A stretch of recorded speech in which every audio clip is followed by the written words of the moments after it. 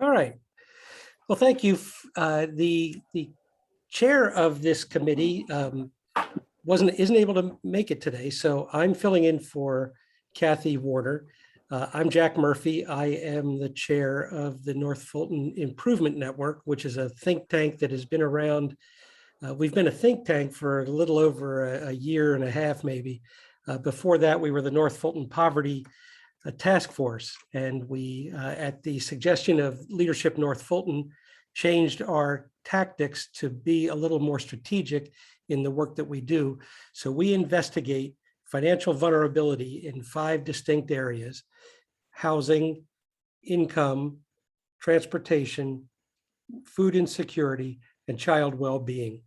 And some of you might have crossover interests, so you're always welcome to attend. Our website has the meetings and you can join there. But today we have sort of a special objective. Ron Wade is with us today, and he's from Fulton County Schools. I'll let him introduce himself, but he is going to talk to us about the jobs that he has open. And I will tell you that when Ron and I talked, one of the things that impressed me the most was he has a really good understanding of the kind of people that we all see in our service. I didn't introduce that part of my background. I'm here representing a group called the Society of St. Vincent de Paul, and we, along with a lot of the other service providers, help people when they're in need. And we all know that we have some folks that could walk into a job today, but most are pretty difficult to employ, and we'll take longer term support than just walking into a job. So Ron's aware of that, and I think we'll get a chance to hear how he can address that. So without further ado, I'd like to turn it over to you, Ron. Should be able to share the screen with your slides. Okay, I'll do that. Well, thank you, Jack. I appreciate the opportunity to meet with you guys, to really talk about just some unique and different thinking that Fulton County Schools, we're thinking in terms of how we acquire talent. As you probably all are aware, right now, the job market is very tough in terms of trying to acquire, particularly what we call frontline or skill-based workers. Very competitive, even more so in the Atlanta metro area. And I'll show you exactly how it's competitive for K-12 talent in particular. But what it requires us to do is basically, oh, by the way, I'm the Chief Talent Officer for Fulton County Schools. I've been in Fulton County Schools now for about 27 years. And Kathy can tell you, she saw me in my younger days as principal for our high school students. And on the call with me is also one of our recruiters, Liz Young. But again, our objective as we sit down and think about how do we continue to attract and retain good talent, both skilled, unskilled, and frontline in the Atlanta metro area, we have to start thinking differently, trying to figure out exactly where are some untapped spaces that we can sort of engage in to see how we can partner or have some discussion about how we can make it easier to move persons into employment in our school district, because I think we have a lot to offer in terms of just sustainable employment that has a competitive wage and a number of other benefits associated with it. So if you would, I'm going to begin my presentation here. See if I can open it here.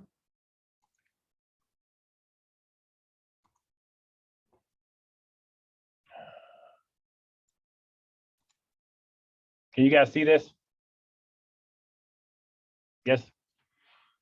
So again, I'm Ron Wade. I'm the Chief Talent Officer here.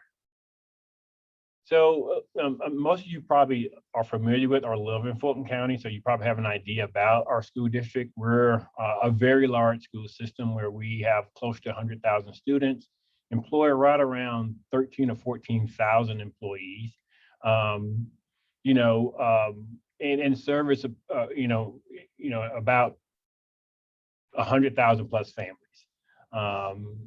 What's particular about Fulton County Schools though in this market is that our district stretches from the top of the county, which would probably be Milton, down to Palmetto. So we're talking about a 77-mile geographical stretch for a district.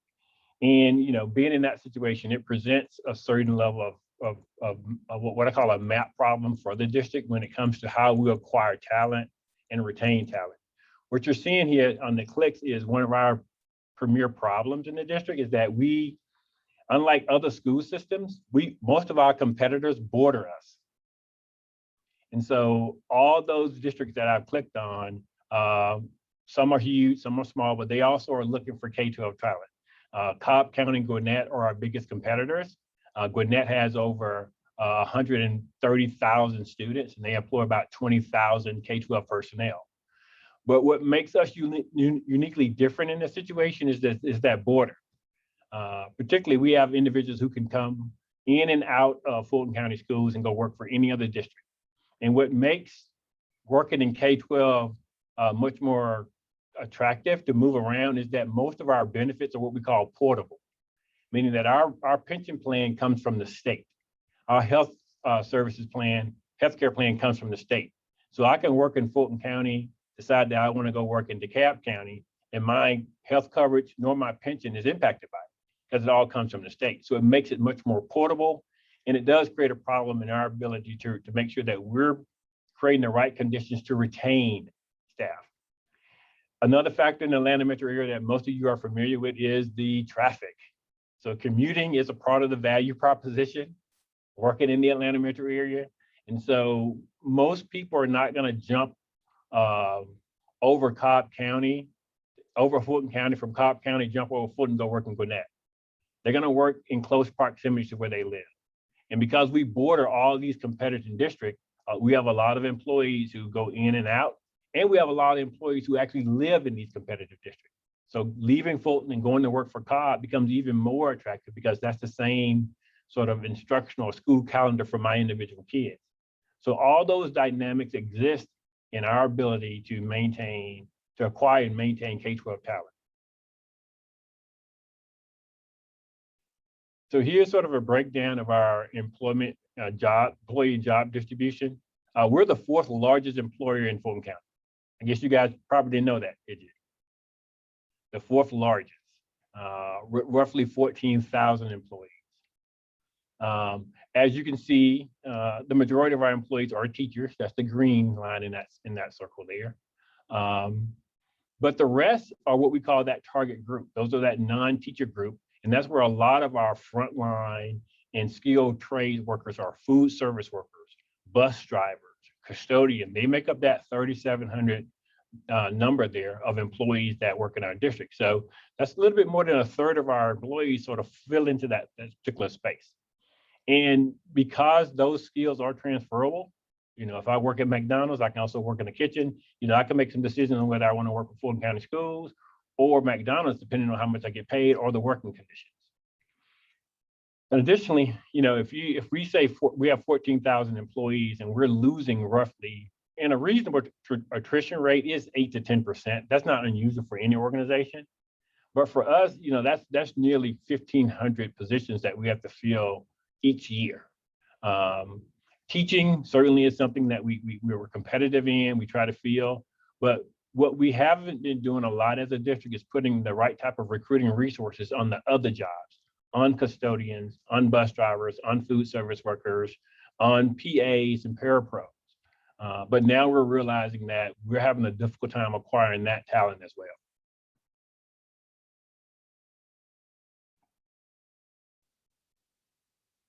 So I talk about the Atlanta metro market. Here's what our competition looks like in the Atlanta metro market. There are roughly, the last time I counted rather, there are 59 K-12 providers in the Atlanta metro area.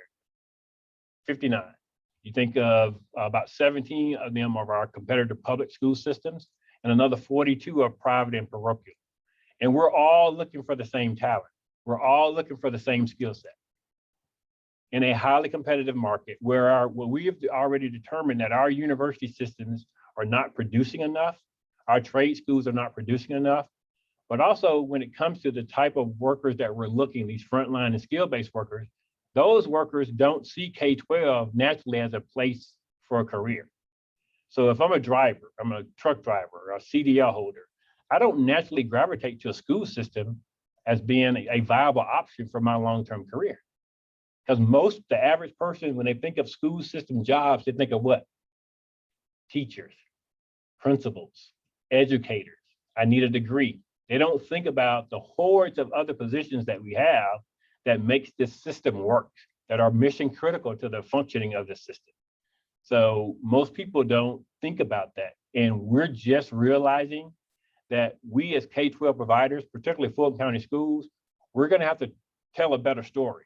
We're gonna have to get the message out that if you are a CDL holder and you're looking for a career that's stable to drive, a school system is a viable option to drive a bus.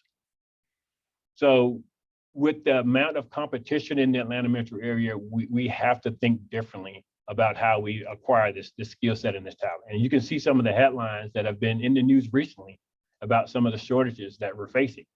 And a good bit of those headlines don't really speak to teachers. They speak to the others.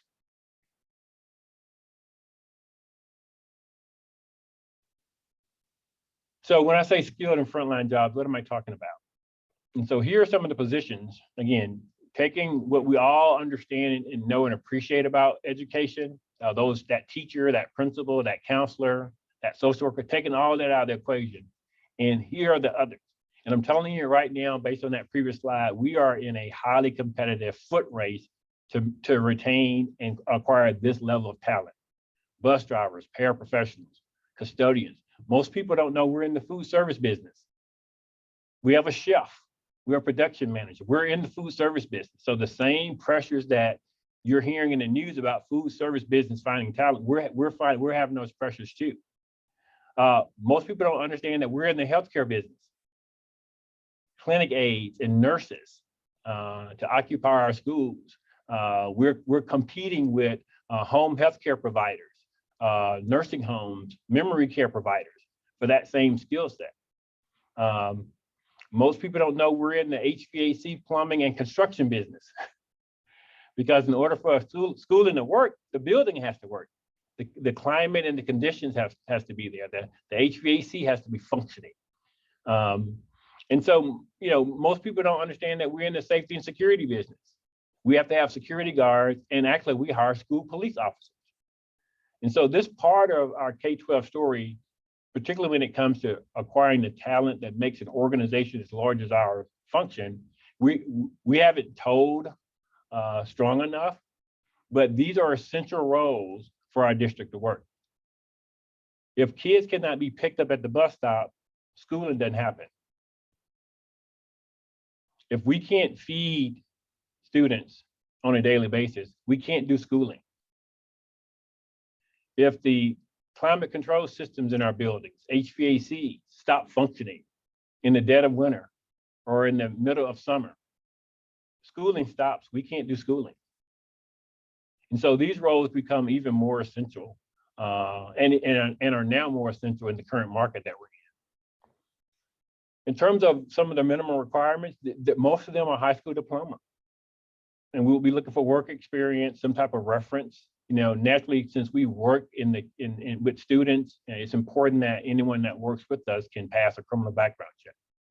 So we still have to have the right sort of caliber when it comes to any type of infractions working for us.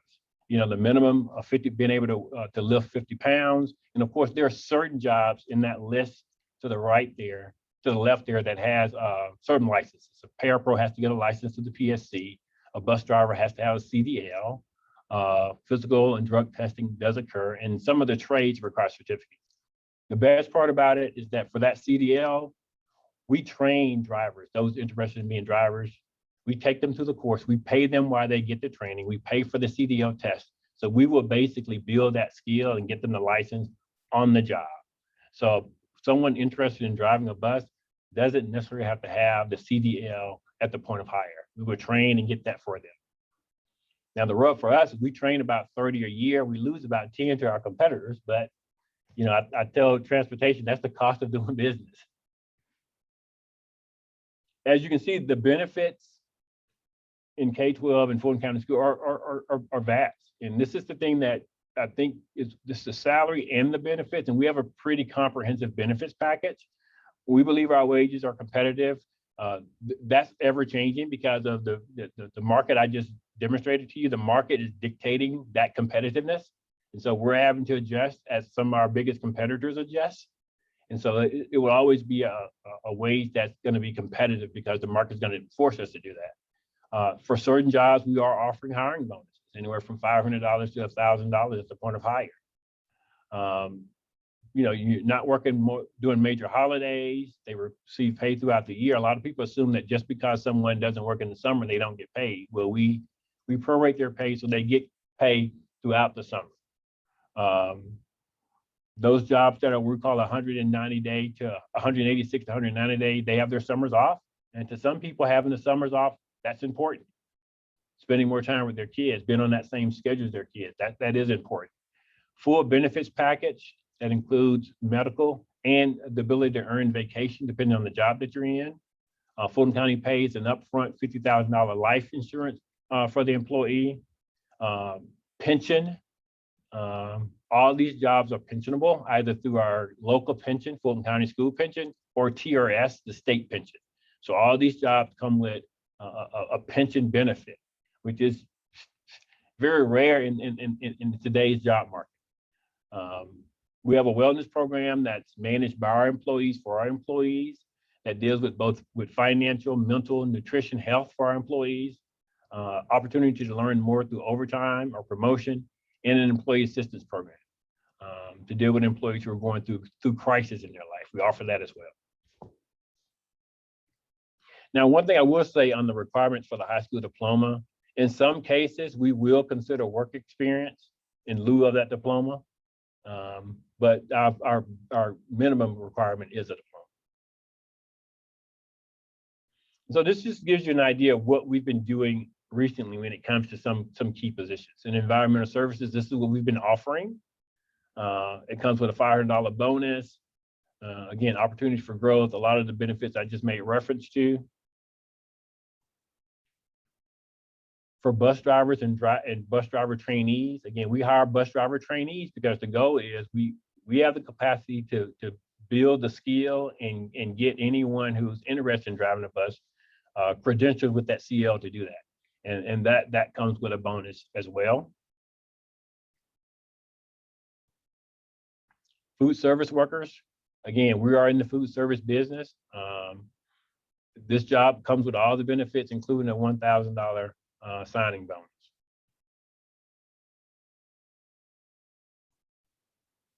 And this is our recruitment team. So we have 3 recruiters, Liz is on, but we've just added another functionality to our recruitment effort, and it's called Gus the Bus. And this is, I wanted to mention this because this could be important to you guys. This is a mobile recruiting unit. And so during the pandemic, during this time, like I said before, we're constantly thinking, how can we be different? How can we stay competitive or really maintain a competitive edge in this market? And so this is a mobile recruiting unit that if any of you or your agencies decided you wanted us to come out and do a recruitment event, we'll bring the recruitment event to you. Or if you want to do it as a coalition, we'll bring that to you and set up. And we try to make the application easier. We try to ask questions, but we can bring that mobile unit to any site and create an on the site job fair. So we call it Gus the Bus, and it's been a real asset, particularly now during this period of COVID, where most of these events are not happening inside, outside, and we're able to properly social distance, but still have that interaction that I think is important when you're trying to convince someone that you should be an employer of choice for them.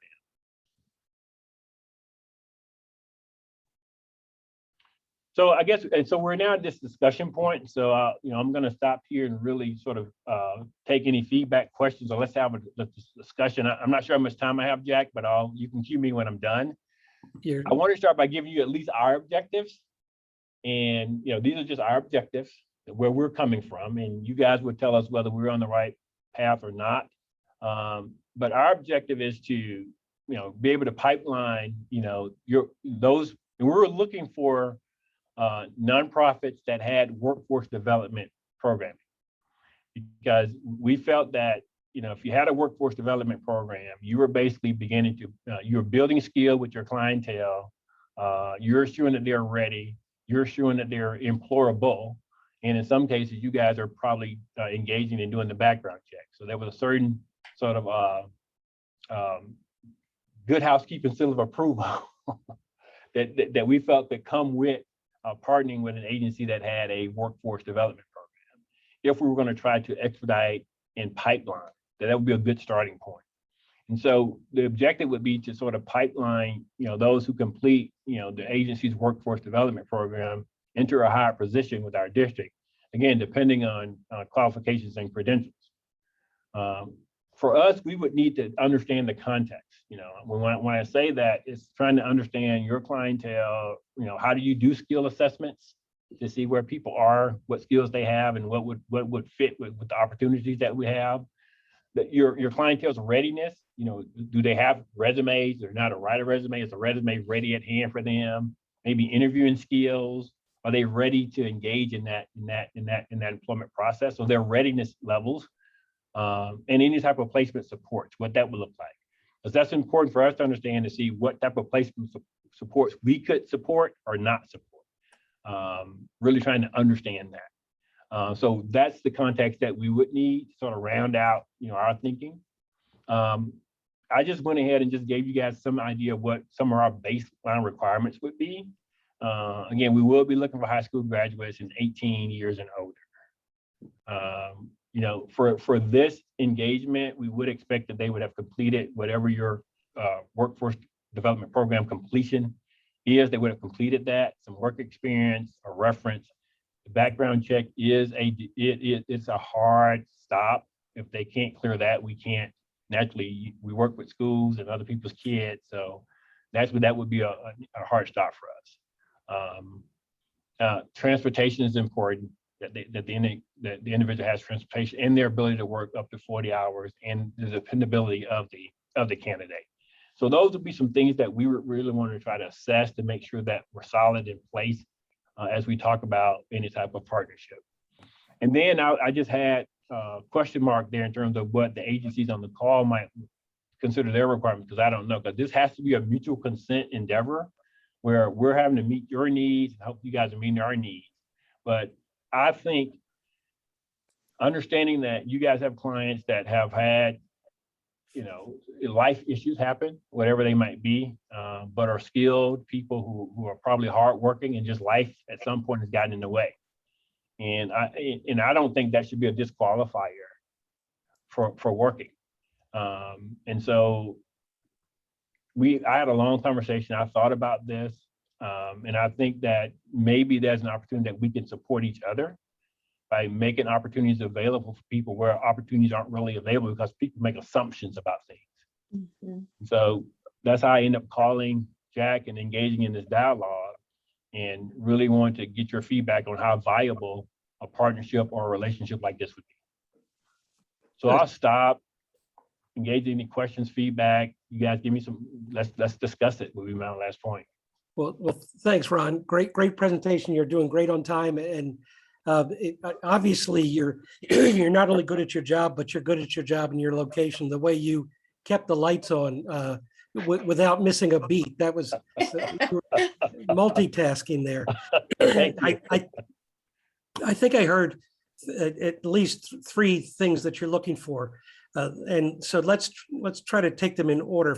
Let's start with questions that people have about working at the school system, or other questions before we get into an evaluation of the program and a description of our programs.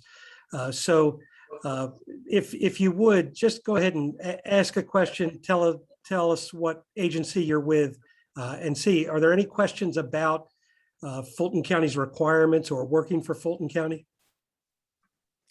I do have a question. Oh, go ahead. Okay, I'm sorry, go ahead.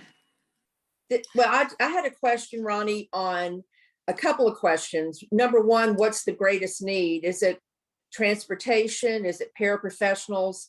And the second, does a candidate have the opportunity to select the geographic area that they might be employed in?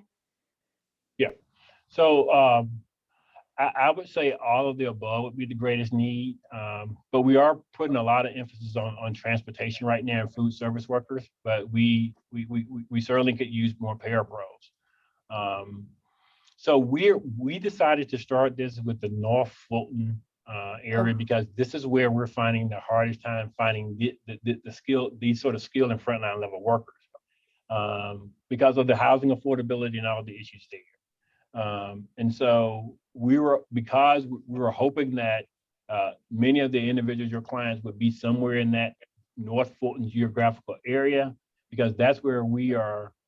We're really interested in hiring. So in terms of them having choice, it's possible, yes. If someone says, well, you know, I live next to Centennial and that's where the bus line is, and that's probably my best opportunity, then we will try to accommodate this. If we make this relationship, I know we would have to try to accommodate to ensure that we can make that happen for individuals who would be coming from this partnership. So all that's doable, Kathy. Okay, thank you. And everyone knows, you must know me well because you're calling me Ronnie. And Well, those who've known me well sorry. a long time still call me Ronnie. Shirlene, I think you had a question next. Yes, I don't know you well, Ronnie, but I'm gonna call you Ronnie because it's on the screen. I'm with the Drake House, and we are partnering with you. I work with Daphne a lot, and just want to make a couple comments. I am pleased to say we have a mom who's starting her boot camp on the bus driver trainee tomorrow. So she's got her job going. I do have a couple questions. I had a couple other moms I referred over for paraprofessional and food service, and they got approved, but it got to the point where they were not making enough money to be self-sufficient or had enough hours to work. So they couldn't do part-time, and it wasn't enough money for them to live. So I don't know, they didn't accept the job because of that, but they did get, they went through the process and they got hired and everything, but that was a concern of ours right now. Well, I think we're trying to really, look at that sort of that wage to make sure it's more competitive. I'll be willing to talk to those individuals. Again, this would be a unique partnership. And so our goal would be, let's see what we can do to transition the client into a hire.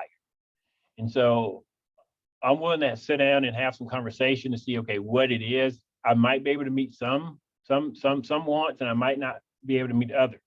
But I think the difference in this partnership is that let's have a discussion. Whereas if it were anyone else just arbitrarily applying, here's the process, here's what we pay, and thank you very much. But one reason I wanted to have this partnership, because I think if our objective is to pipeline the completer into a higher position, then we have to be able to have a discussion about things and maybe think outside the box a little bit. And I'm willing to do that.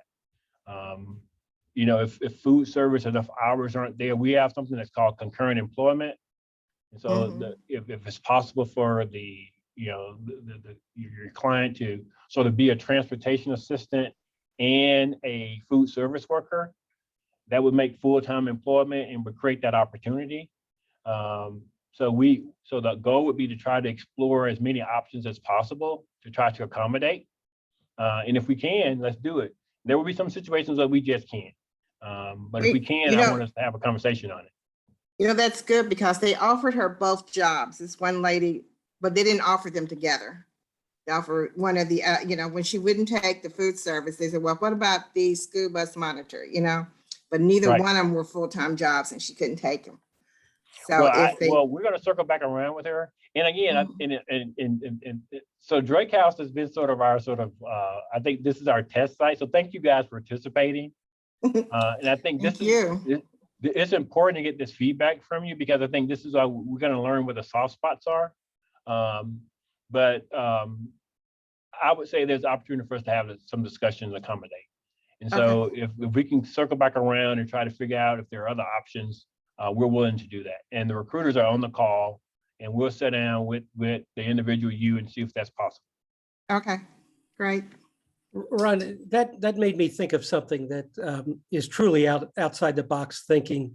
Obviously, in Drake House, the goal that Charlene has is getting single moms employment that's stable enough to get them to live on their own, and a big expense there is childcare, and perhaps your recruiters could kind of map that into the whole equation of, well, this school offers preschool, or finding a way to it's not always just money, just salary.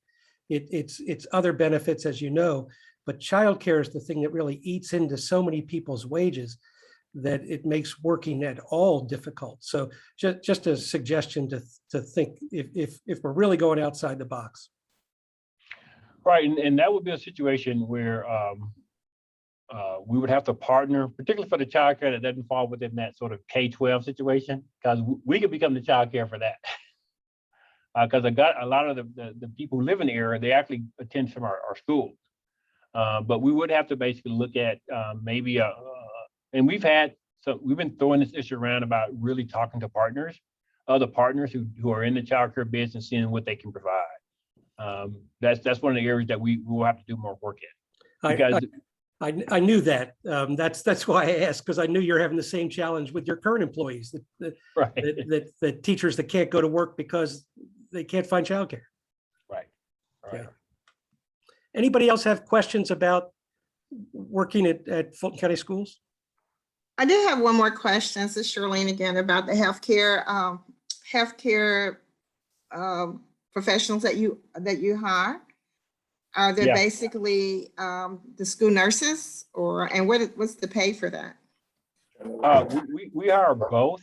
The school nurses is on a professional scale, so we have a competitive school nursing. If they have the LPN license, we would hire that. The other role that we hire is the clinic assistant. And the clinic assistant, that clinic aide position there, again, it falls within that frontline worker position. It's probably going to be a little bit more than the professional assistant, but it's in that level of pay. Do they have to have a certification in They do not. medical assistant or something? No. They do not. Mhm. If they have What kind of pay did you say? They do not. And what kind of pay did you say that was? I'm sorry. I don't know it right off the hand, Okay. Celine, but we'll get Daphne and somebody to circle back around with you. But it's along the lines of it's a little bit probably along the lines of the paraprofessional. Okay. But all they require is a high school diploma, and we'll train them up when it comes to the skills that they would need to be an effective clinic assistant. They don't need to have a medical background to be a clinical assistant. Good. Other questions? Yeah, hi, Ron. Thank you very much for today. Great information. I'm Francis Horton with Community Assistance Center. Francis. Very valuable stuff you've given us today. I appreciate it. Two questions, really. One is how many of these jobs, what percentage of these jobs are bilingual in nature, really require, as a practical matter, someone who's bilingual? And the second question is, how do I get Gus the bus to my facility? Well, the jobs, a bilingual individual would certainly be helpful. It's not a qualifier, but someone who is bilingual should certainly help, because we have a lot of bilingual students in our classrooms and schools. But also English as their first language is not a requirement either, if that makes any sense. And so we have a lot of people where English is not their first language, but they can communicate enough, to get through some of the basics hurdle here in terms of how to fill out an application, those types of things. But someone who's bilingual is absolutely a plus in some of our schools in our areas, like the Mimosa area, where we have a high percentage of Hispanic students. It could be helpful in terms of us just being able to effectively communicate with our parents. And Jack probably has sent you my email. Send me an email and we'll get a recruiter to connect with you, Francis, to figure out how we can do that. You may have to drive the bus, Francis, but I can do it, Jack. I can handle it, man. I'll put Ron's email address in the chat. Does anybody want to have any other questions, or does anybody want to describe their current program to Ron? That is what I was hoping to also get from this, just making sure that, you know, we have a good sense of the sort of the context for your workforce development programs. I can tell you about the Drake House. We have moms, and when they come in, I work with them directly on making sure the resume is updated, make sure they have the skills that they need to get the job they really want. And what we're trying to do is make sure all our moms get into positions that's going to help them build a career. And our goal now is to try to keep them at least $15 or above. And if we can get more than that, it's great, but we try not to fall below that if we can help it. If it's a building job, which they can grow and get more money, you know, as they grow, then we work with that as well. But I have a lot of moms that come in healthcare, admin, not too many in bus driving, but they don't get interested until I tell them how much to pay is. So some are interested in that. But our program runs, they can stay up to 180 days in free housing, and we work with them to get them to a level, and then you can move over into another housing where they pay, but they're still working on career. We're working on career plans at that point. And so I'm hoping when they come into the house, we're able to get them into a position that they can grow into, something that they can make money and provide for their families and have childcare. Most of them have caps, but then if they have kids that are younger, then they have to have daycare and pay for that. So we got to make sure that they can survive on the money they make for all their needs once they leave the free housing part. So we work on resumes, interviews, we do mock interviews, have a team of HR professionals that make sure our moms get mock interviews whenever they come in. I want to have 3 or 4, you know, face-to-face and some virtuals and some Zoom, just to make sure they're comfortable with it. And then we want to make sure all the resumes are up to date and looked at it every job that they apply for, just make sure it matches that job. Understood. And so, well, just, I mean, again, I think, you know, our goal is to make sure that our wages are competitive. We still have work to do there. But in terms of, you know, entry level and being able to grow in an organization, to find promotion and a stable organization, you know, we're it. I mean, the school district is recession proof. right. And there's opportunity for growth in a district as large as ours. So we have a lot of people come in maybe as a bus driver and end up in a few years being a supervisor or a transportation coordinator, or moving to a higher level PA position. So those possibilities exist. And more importantly, you know, after 10 years, they walk away, be invested in a pension. And so there's some savings there where most people don't really think about saving for the future. It becomes an automatic with us because they have a pension that they're contributing to every month. And, you know, and we're basically supporting that pension. We also have an alumni group that I'm going to reach out to, that it's over 200 or 300 moms who have transitioned off the campus, may have jobs, some may not by now, but I will reach out to them to see, you know, if they are in need or interested in the jobs that you have open. Right. And the work experience is important because that's going to really help their placement on our salary schedule. So the kind of work they're doing, how closely that work sort of relates to the job they're interested in, can help us place them. We can give them credit for that experience, and then help them place them higher on the salary schedule, which get them closer to that if it's $15 mark. And so that work experience is very important. Yeah, it's sometimes hard to pull that out of them because they don't consider some of that as work experience, actually skills they've built. So we try to do a really good, assessment to see what they are really qualified for. They may be qualified for something they didn't know they were qualified for, and have all these extra skills that they didn't put on their resume, or they may not even have a resume. So it takes a little. Well, for this group, I just want to say, please try to make sure they can sort of talk through where they've worked. Right. Those numbers, because again, we will assess.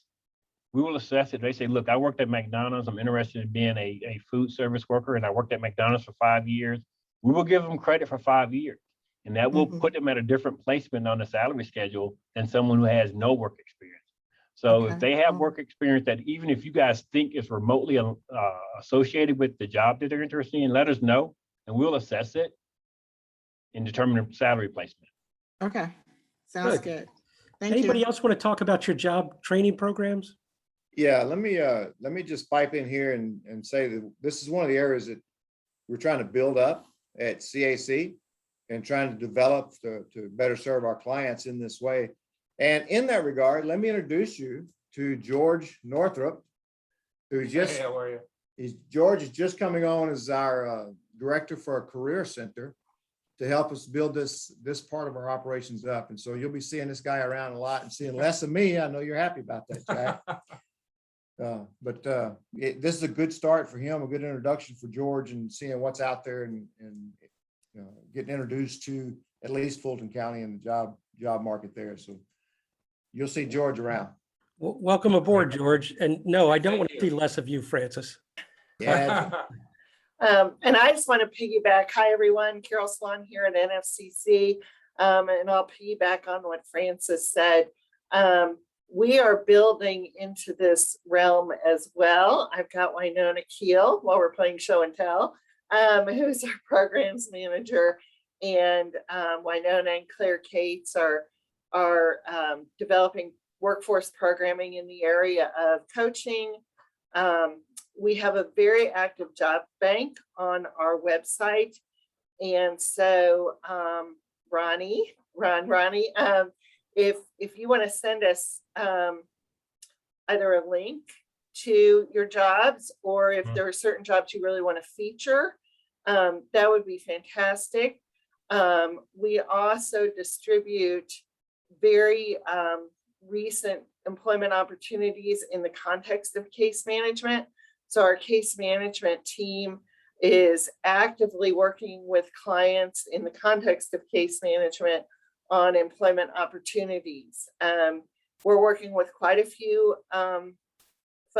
clients who are still unemployed, and by still, I mean they've had a long period of unemployment through the pandemic, but are in a position where they can work now, and we want to leverage our relationship with them to introduce them to those opportunities as much as we can. So we're excited about many opportunities that you have at the schools. We consider Fulton County Schools a very valuable partner to our work, and we'd love to leverage that relationship and see if we can get some more folks your way. I share Charlene's concern about livable wage, but anytime we can get a client to replace income, to replace assistance with income, that's a huge win. It's just, it brings stability and more opportunity. So thank you so much, Ronnie, for all you do. Well, and again, we're constantly working on that wage, because we believe that employees should have a livable wage. That is a target of ours to continue working on. And again, the market is forcing us to do it too, so that's a good thing too. I will say this, and again, I'm on the call with you folks because I want to make sure that we're willing to make considerations for this group that we wouldn't normally make. And so when I say that, if someone that is being referred by you guys, and they say, well, I have a long period of not working, then we know that this is someone that's coming through our network, through your network, and we're going to give them some consideration. We're not going to hold that against them if they have demonstrated work experience somewhere. And this sort of dormant period in their resume is something that we're willing to to give consideration and accommodate for if they're coming through this relationship. If that makes sense. I think one thing, Ron, worth noting is because of the lack of affordable housing and the rent increases relative to wage increases, you know, right now our livable wage is going to be north of 20, closer to 21 or $22 an hour, just FYI, which would afford a single parent with a 2-bedroom apartment. So that's kind of the barometer. I know at Drake House, that's kind of what we're looking for. And Charlene made a great point that we're looking at least at 15, but there's so many people that are in single, you know, head of households that is going to be pushed even at 20, just FYI. Right. And we'll, again, we're trying to reset our base. Yeah. But that's where the additional work experience will come in handy. Okay. And so we're going to have a base, but everyone that enters our organization doesn't necessarily start at step 1 of that base.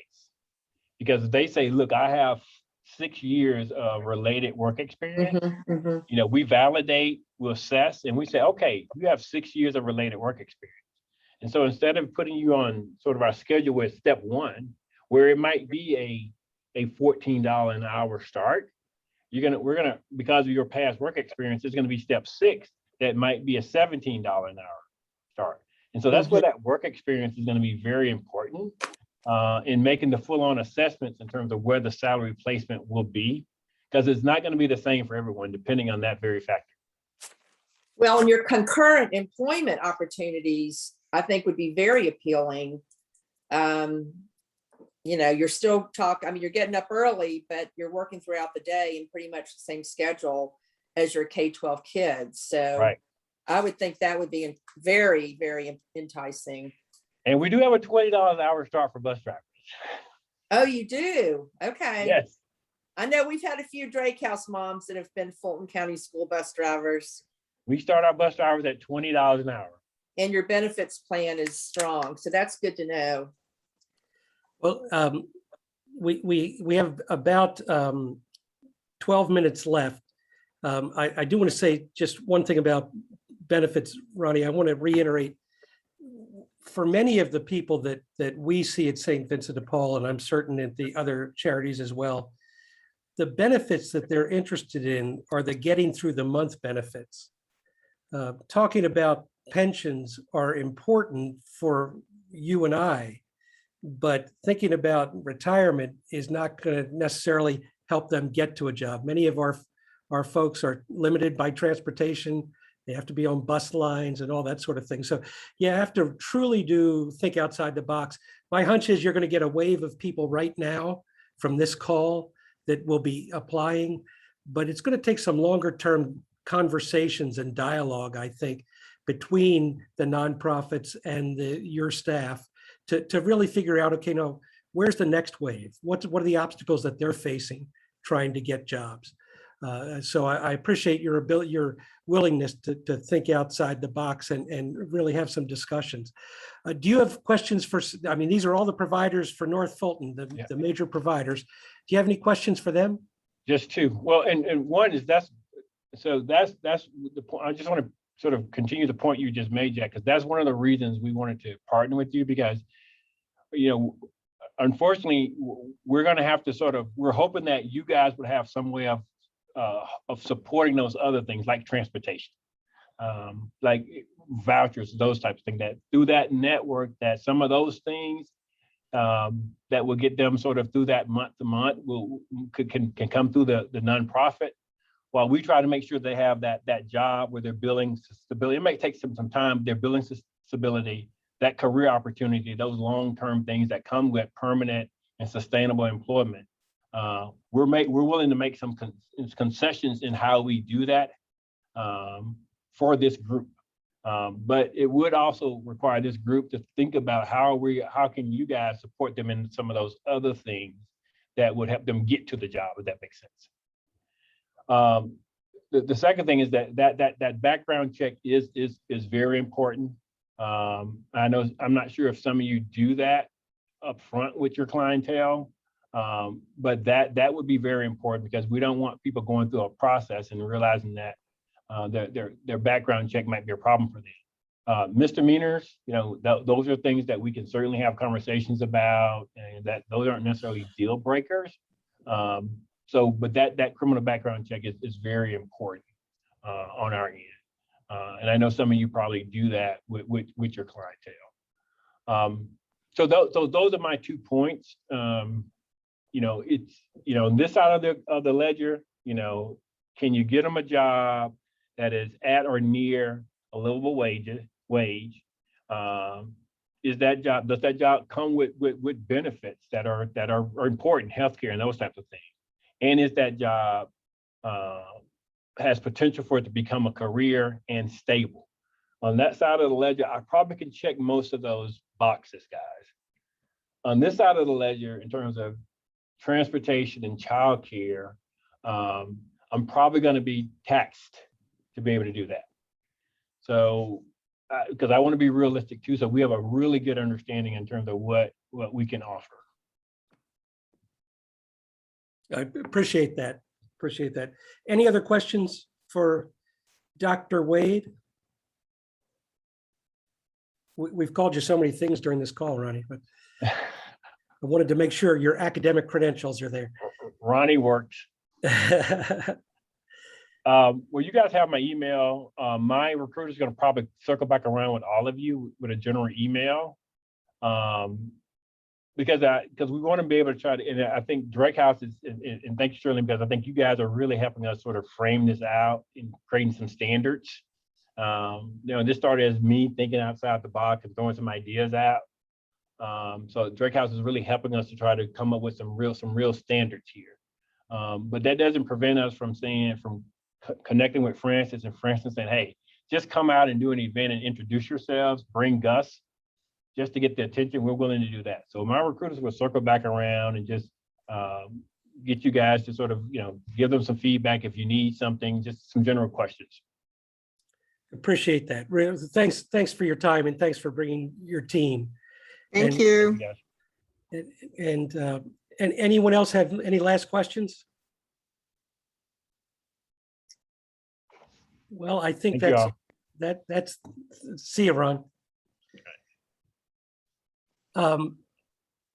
We have 7 minutes left. Anybody have any questions at all? Anything you want to discuss?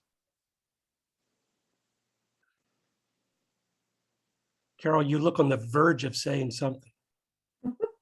Okay. Well, then I'll say it, Carol.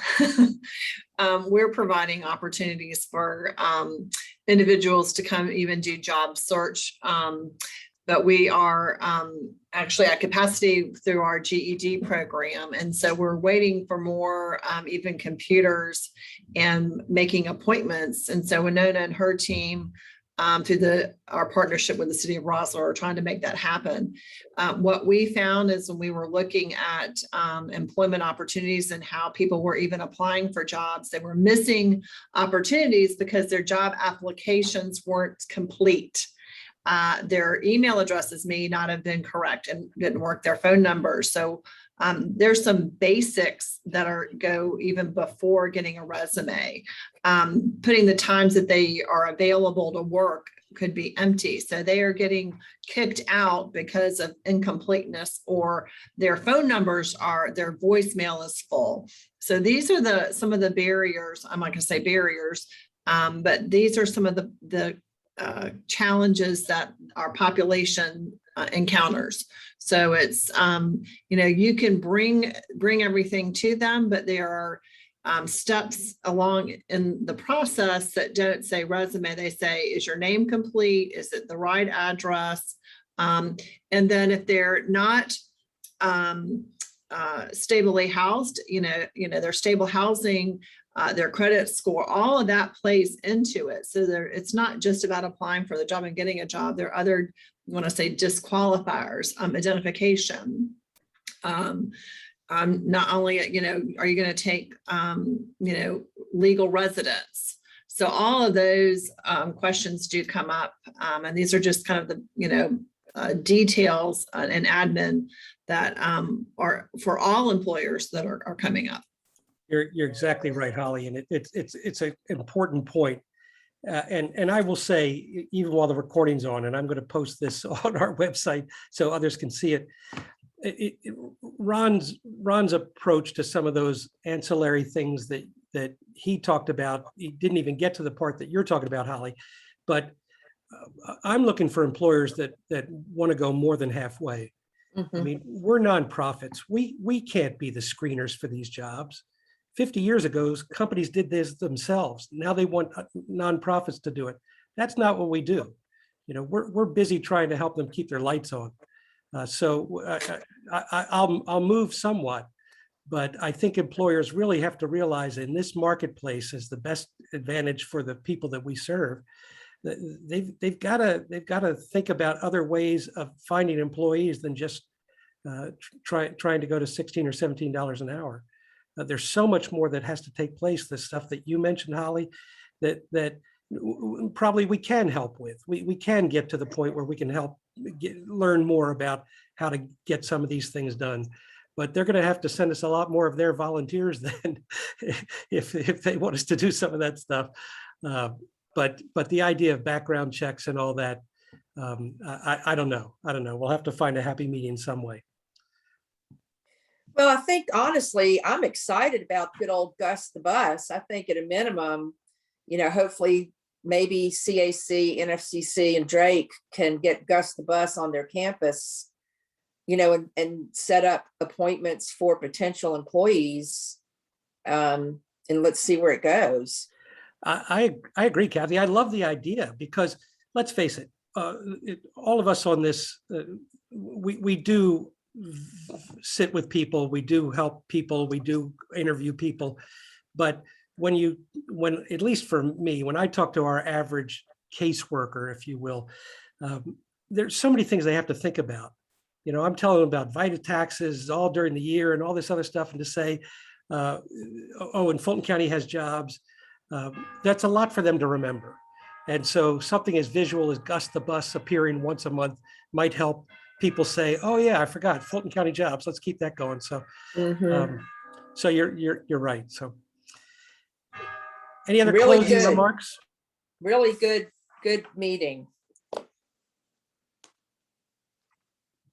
Would people like it to see us do more with large employers like this? I think it would be good, especially if they have job openings. Yeah. And they're going to work with us. You know, if they're going to work with us and they have job opening, I think it's great. Holly, you look like you had something. Well, yeah, what I was gonna say is that this is not any different than like talking to Wellstar or any of the other employers, because everybody's been doing shout outs.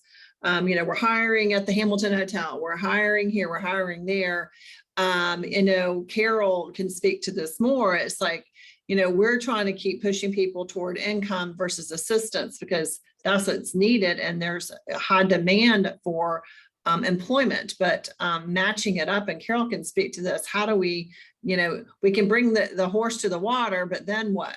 You know, and then what? I think with the last bit of the federal money expiring yesterday, it may be helpful. But I don't know. As Carol says, we're always wrong. 100% right to be wrong every time. Well, with COVID, for sure. I'm Yes, always, that's true.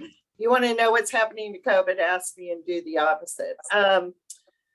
But yeah, I think I think we're all kind of circling around certain realities, that there's more we can do, and relationships are always beneficial. And the more information we have, the more tools we can equip the clients with. And I think that's great. I also think it's a two-way street.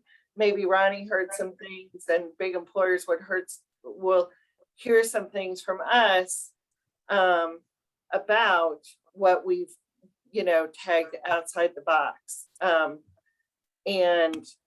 So I think all of that has promise. What's been really helpful to me is having that contact. Daphne is the recruiter. I can talk to her directly, tell her what I'm looking for, and she can kind of find it for me. and having that direct contact with a person that's going to work for you is most important for me. You know, if I have the ear of the recruiter and they're wanting my people and I'm giving them somebody, then that helps me get them in the door. That's what I need. Well, and kudos to all three of the agencies on here that are looking towards developing career development as a department within the organization, because it's just going to be more and more important. Yeah, that was the goal, Holly. It's not to bring in the next flavor of the month thing. It's to Yeah. try to help people develop the Yeah. relationships that so that Shirley can pick up the phone and say, I've got somebody that might be good, but Mhm. she doesn't have a resume. Would you at least talk to her? And that's the social capital that we can try to use that might mean something different for one or two people. Who knows? Mhm. But we'll just keep plugging along. Yeah. And y'all reach out to if you have board members that are influencers for some of these large employers like UPS and LexisNexis and Ryder Truck, some of the big ones, you know, bring it to Jack and maybe we can, or me, I'm happy to help. Maybe we can No. get them in a call. No, I made the note that they're the fourth largest employer in Fulton County. So my job is to Yeah. find the first three and get them Yeah. on the next call. So Well, UPS might be one of those. it's New probably old going to rubber be main. probably Yeah. Fulton County government. But Yeah. anyway, thank you all for participating, for joining. Thank you all for sending your teams, and thanks for all you're doing. Keep up Thanks, the good Jack. work. Good call. See ya. Yeah, that-